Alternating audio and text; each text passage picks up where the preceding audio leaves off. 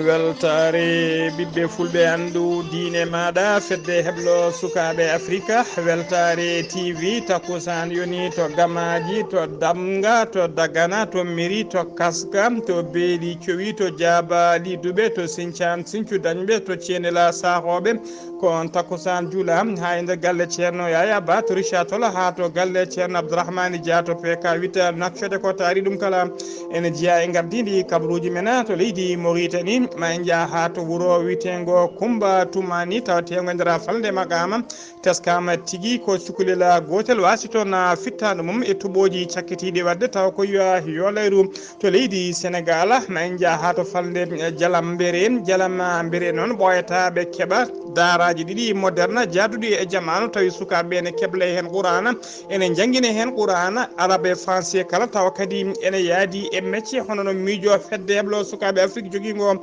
to leydi Mali hoorejo jagoɗɗe leydi Mali hono colonel Abdoulaye Maïga o bismima o joddima e coordinateur mondial de l'alliance pour la vaccination haɓade mboroso covid 19 to leydi Burkina Faso ko seɓɓitiɓe mbaɗi toon janggu mumen ɓe to falde wuuro witengo Silmangue ko famdi kala yimɓe 11 mbasi hen pittali men tawi hen tato ko dadiɓe to leydi Congo Brazzaville ko suko debbo étudiante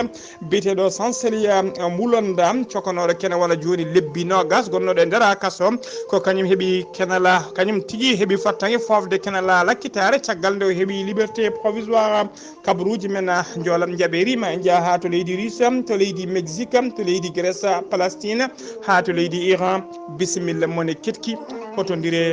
hotodirte joni piren pacciren.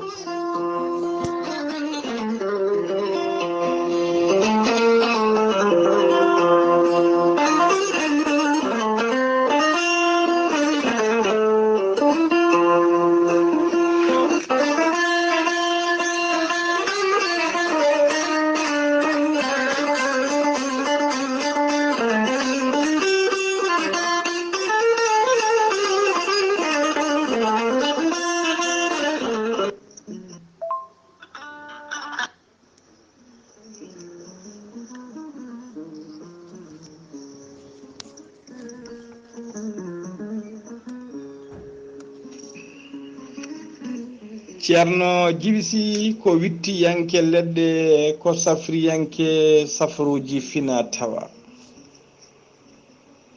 ceerno jibisi ko jaadindo ɓalawale darawal kala ceerno jibisi ko laaɓɗo reedu malaɗo wune ceerno jibisi ko bawɗo listihara moƴƴuɗo longala jawɗo firtude dabruji weddaɓe korte ceerno jibisi ene yawran ɓe rewɓe ronkuɓe sowade rewɓe dartoraɓe e rewɓe musidɓe tedduɓe ɓe ellaji mumen ndewani lawol ceerno jibisi ene safra ɓen wonduɓe kista fibroma doggam sitta worɓe ustaraɓe goragu ceerno jibisi ene jogui leɗɗe fannuji tati hen fannu goto so tawi a hutorima ɗum fodde 13 rafine yaltayma ha laaɓa fannu goɗɗo so a ƴetti ɗum fodde 19 rafine yaltayma ha laaɓa fannu tataɓo waddete koye gawri samme walla gawri ndemiri so tawi a hutorima ɗum fodde 100 rafine yaltayma ha laaɓa ceerno jibisi ne jogui pegge e usula bonnoji dabaruji e ɓeydoji arsigaji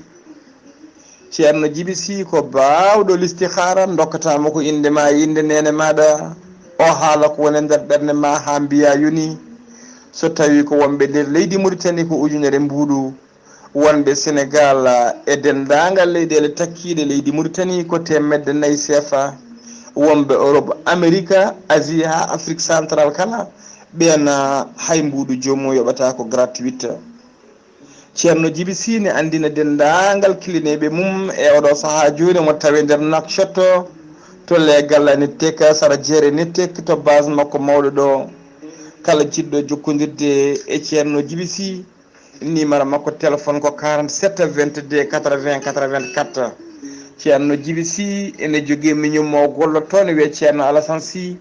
jiɗɗo jokkodirde mum ko 48 jiɗɗo jokkodirde ceerno Alassane Sy ko 48 10 0013 ceerno Djiby Sy ko labde reedu malaɗo wone so tawi o yennama ka miskino o safruma ha mbiya wen tawa hay mbuuɗa yoɓani ceerno Djiby Sy mbadden danɗo faade makko.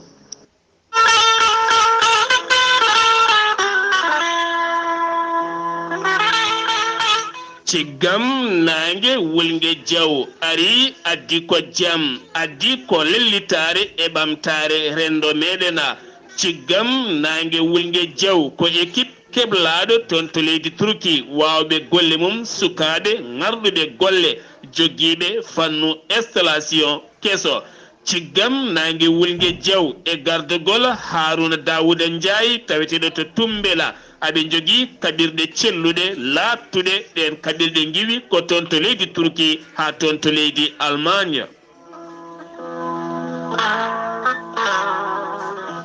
ciggam nangue wulngue diaw ari ko faabade en eɗen jogui nangue oɗo saaha mo gonɗen aɓe jogui panneau solaire aji moƴƴi batiraji moƴƴi kono ne kadi machine aji bawɗi fodde diƴƴe hay so tawi woyduma yettima temedere métre so tawi ko forage joguiɗa guila e guesa ma ha e jardin ma ha e nder galle ma kala aɓe jogui machine aji celluɗi lattuɗi taw ko marque Allemagne walla ni Turki ɓe jaltinanma ndiyam ha tina hen an hoorema a heeɓi ndiyam so tawi ko installation moƴƴo keso jaaduɗo e jamanu ngam ngabbinanede panneau solaire aji walla ni frigo ji walla climatiseur uji ha e lampaji ngarɗuɗi kala kami frigo ji jokkodire ciggam nangue wulngue diaw ciggam nangue wulngue diaw hande ko dariɓe e nangue mumen ene ƴellita gueɗe sa jokkodiri e tongoɗe mabɓe ma heɓen kollaɓi maɓe kolle hen fannu noɓe gollirta kala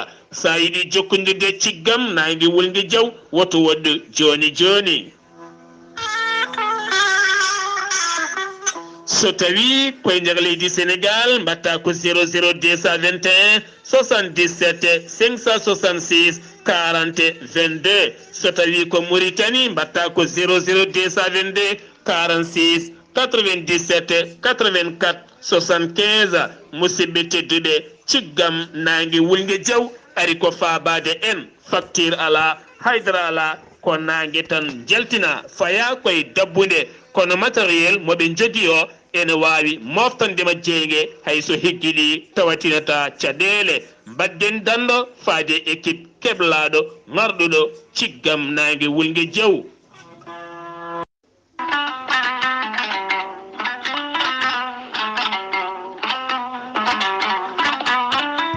gorel teya ko haako moƴƴo iwruko en tokkore di nooro ari ko wallude en e safrude en ha moni kala yiito hen hoore muɗuma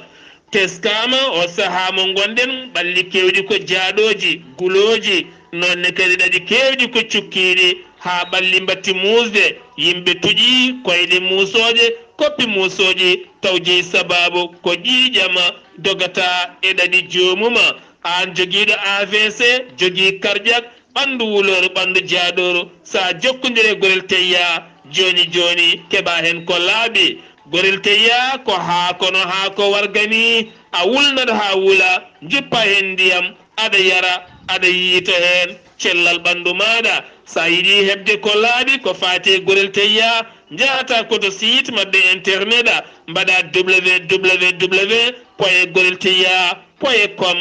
joni joni keɓa hen ko laaɓi.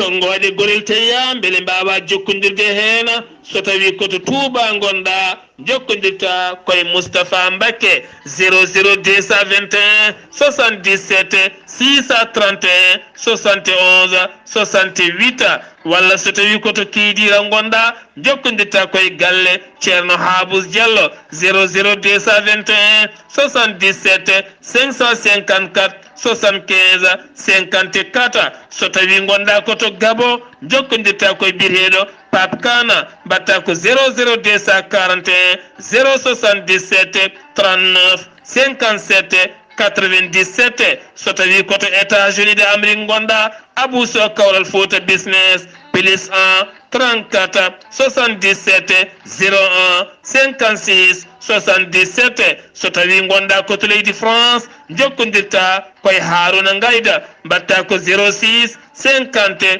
99 64 43 musidɓe tedduɓe gorel teyya ko jam ɓalli e cellal men woni heena kettude kaburuji mon e ɗemngal pulaar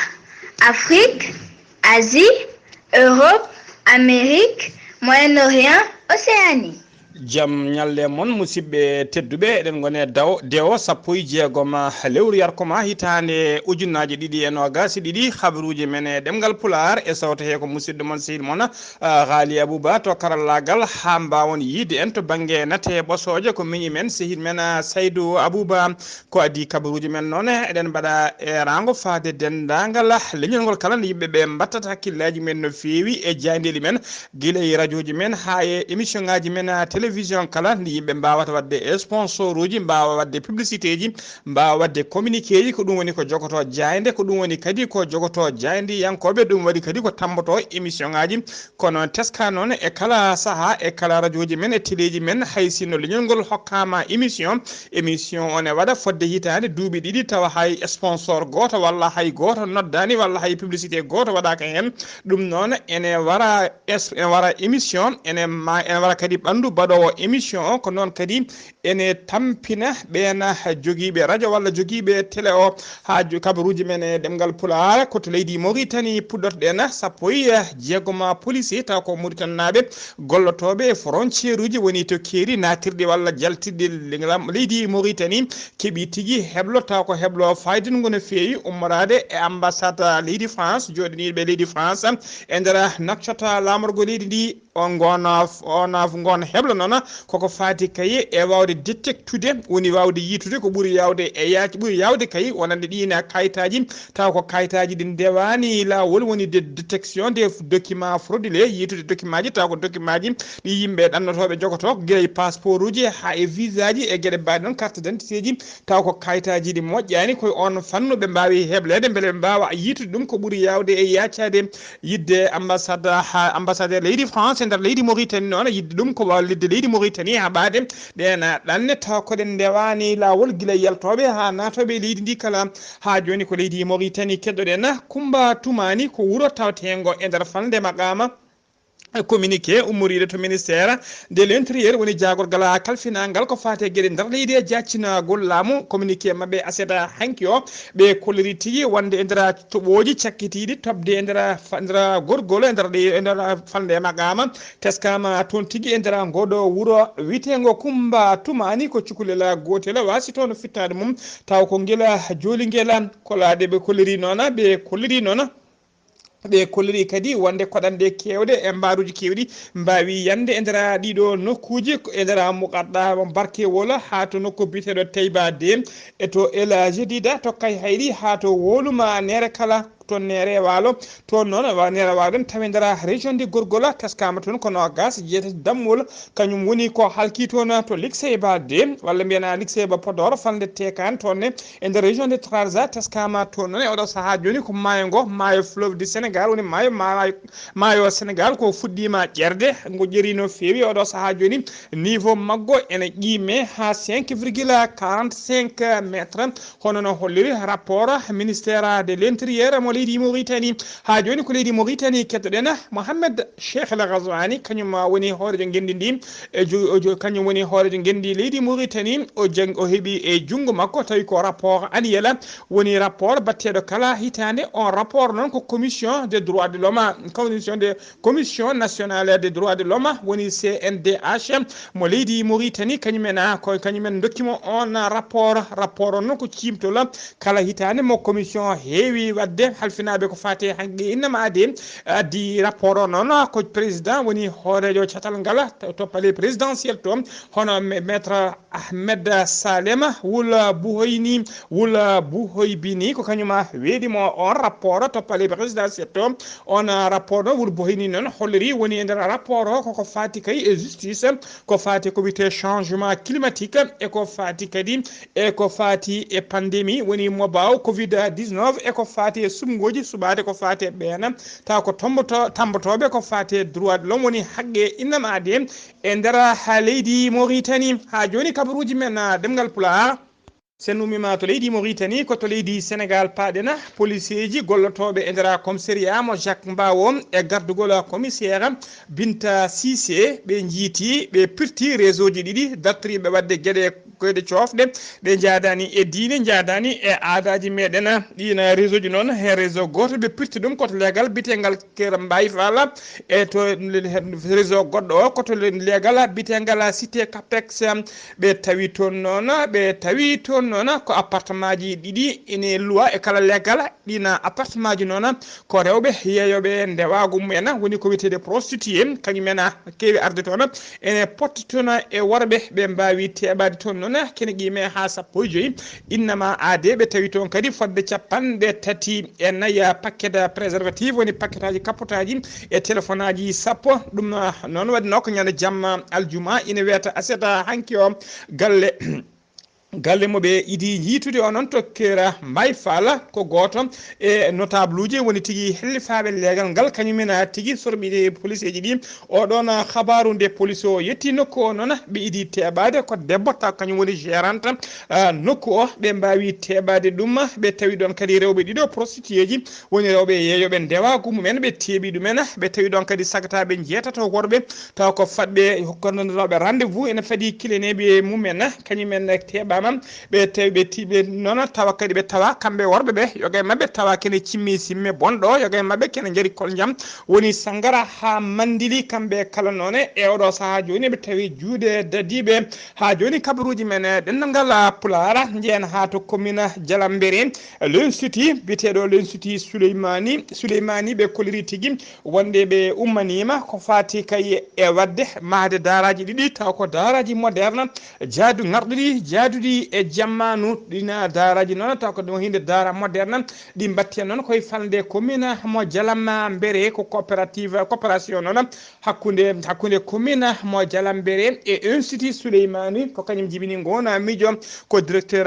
général institut Souleymani o e hoore mum kañum ari fawde tufere arwanide ko fate mahagola ɗiɗon daraji ɗiɗi hen dara goto noon mahate koto wuuro witego Medina Koundé on dara noon ko sukaɓe worɓe tan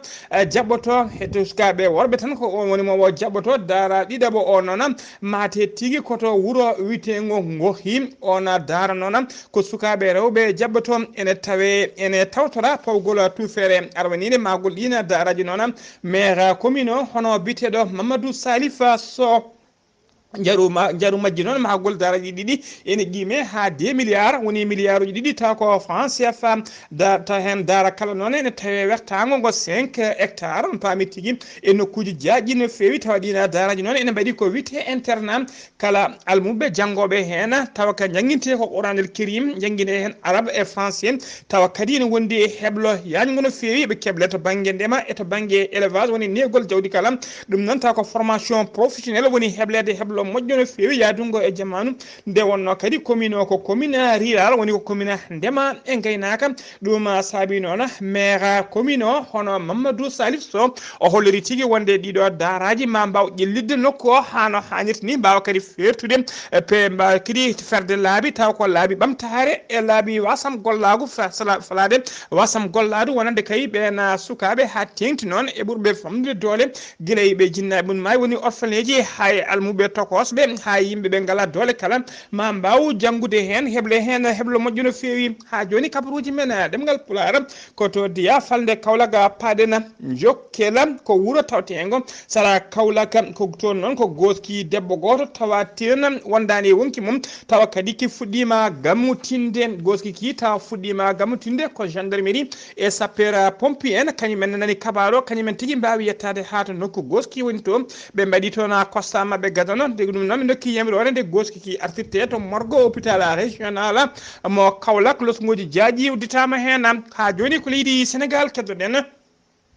jagorgala leydi ndi kalfinaɗo ko fate cellal aade gollidiɓe mum ɓe kolliri tigui alata hande o wonde kay nder waktuji nogas naya cakkitiɗi ɗi e nder jogdi leydi Sénégal kala ko temmedde joyyi e capanɗe jeegom e neɗɗo goto woni holkisaɓe e nder holkiso he noon sappo e jeenayi e mabɓe tawama e jaati ko fiɗaɓe covid sappo e jeenayi hen hokka importé woni ittuɓe caggal leydi sappo e joyyi heddiɓe ɓe kala ko communautaire woni hay goto men anda to ƴetti on rafi to ɓetama to banggue pourcentage ene hollira nder temedere kala hen yimɓe tato piccala 38% ko fiɗaɓe covid 19 e nder ɓe cellano ɓe hen sappo e nayo ketti cellal men teskama noon tugui hanki fayi hande hay goto ala tampuɗo balliteɗo e fofango hay goto kadi ala mo rafi o yooɓi fittadu muɗum e nder leydi he kala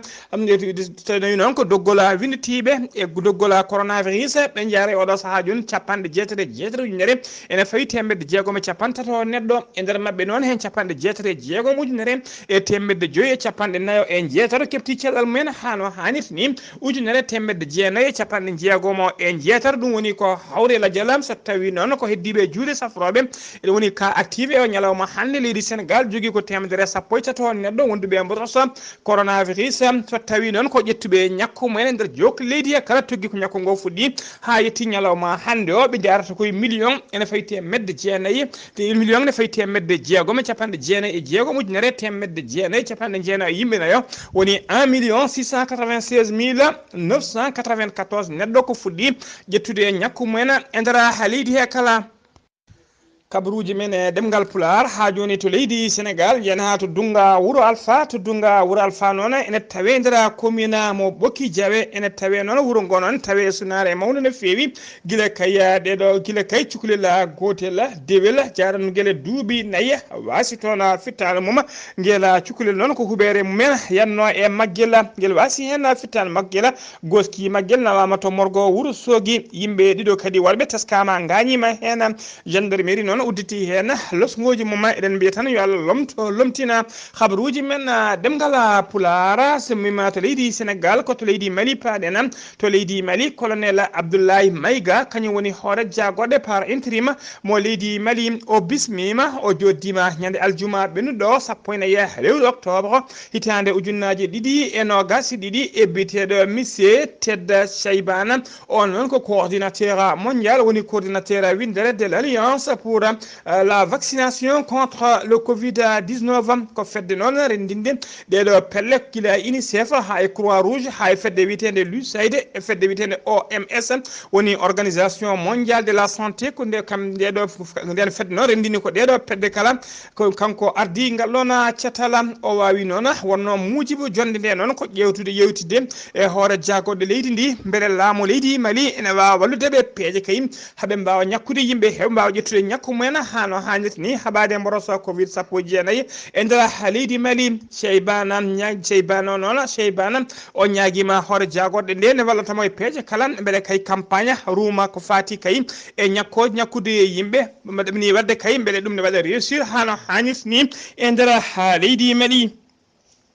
kabaruji men ɗemngal pulaar se nummima to leydi Mali ko to Burkina Faso paadena to rewo leydi Burkina Faso toon nen taskama ko seɓɓitiɓe mbaɗi toon jangu mumen ko famdi kala sappo e goho neɗɗo wasi hen fittade mum hen tato e ɓen sappo e goho wasɓe pittali men waraɓe hen tato ko dadiɓe ɓe hinde militaire jeetato heddiɓe ko civil tawa ko ɓen yerlitiɓe pittali men gollottoɓe kala saaha e militaire uji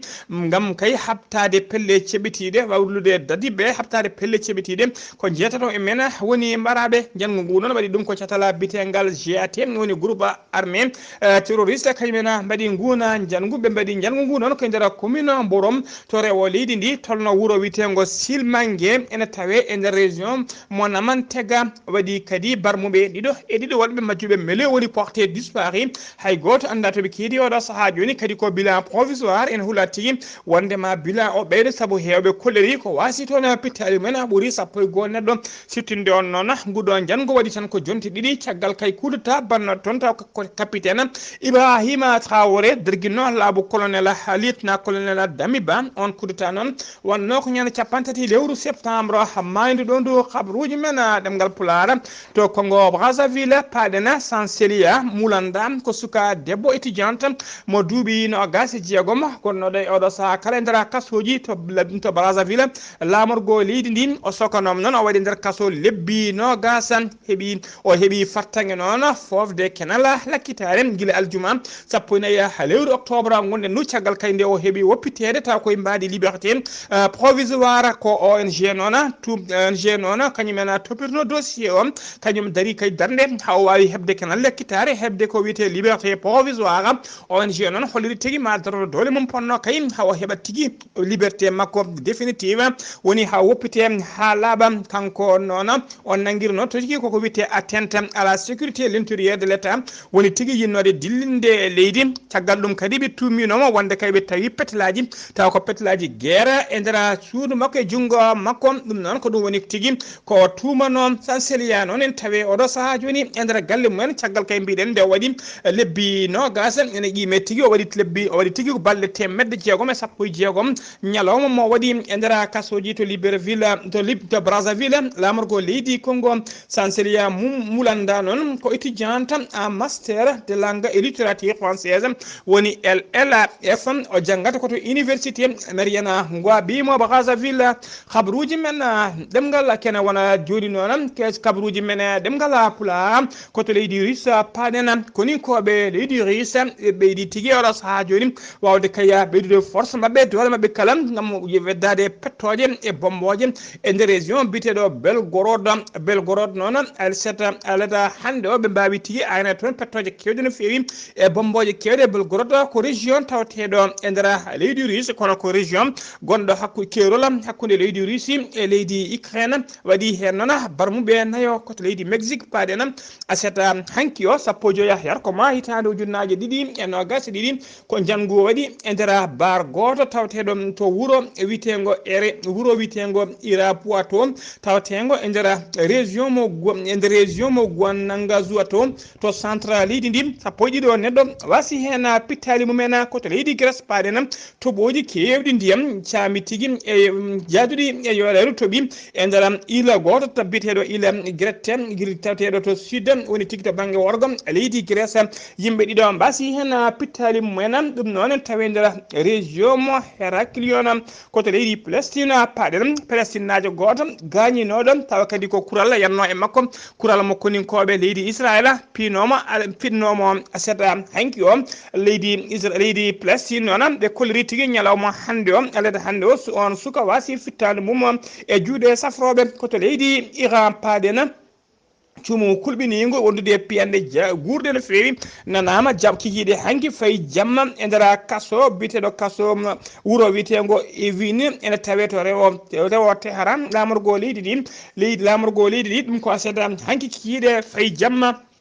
siftinde on noon kene wona joni lewru leydi Iran ene tawe tigui ende jok leydi kala guila Téhéran lamorgo leydi ndi ha yoga e guure mawɗe kala tawe seppoji gulɗi jawo jaaduɗi e wargoje kala saaha ɗum noon ko guila kayina seppoji noon sabino ɗum ko caggal kay basgol fittade mum betnoɗo Massa Amini noon koye saaha police leydi ndi yinno nangudemo ko hen tigui police ɗi kutiri dolago ha wasi hen fittadu makko guila nden noon faali oɗo saaha joni jaam ñallani e nder leydi Iran musidɓe tedduɓe gasi ha laaɓi ceera ko ɗum ɗo wonno ko min tonga noon kabaruji men e ɗemgal pulaar e sowtaye ko musidɗo moon sehil moon Ghalii Abuu Bah to karallagal ha mbawon yiiden to banggue YouTube ko Saydou Abou Bah ñalawma janggo ma en ketto musidɗo men sehil men Sar Ablaye Sarr ketki malaki jaam yo jaam Allah jogo mi jogo on